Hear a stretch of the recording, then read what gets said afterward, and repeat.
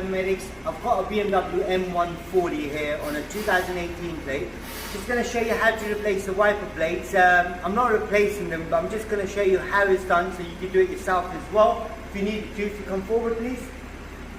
Now on this one, you can lift the arms up without causing any damage, but if you did want to put something around this area here for it not to scratch, you can do that. But for me, I'm not going to do it. I'm just going to show you how it's done.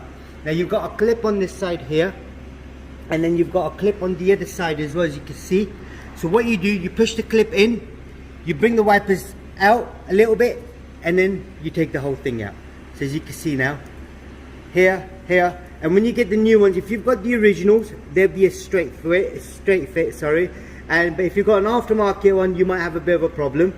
So if you want to put it back in, you slot it in from the front first, then you bring it in, and then you've got to push these clips in. So if I do this, and that's it, job done. That's all it was. So both sides, that's all you had to do, and then bring the wipers down. That's all it was. If there is anything else you need to know, comment us below. We'll try helping you as much as we can. And do check out the playlist for BMWs. Don't forget to subscribe to our YouTube channel, like the video, thank you, and goodbye.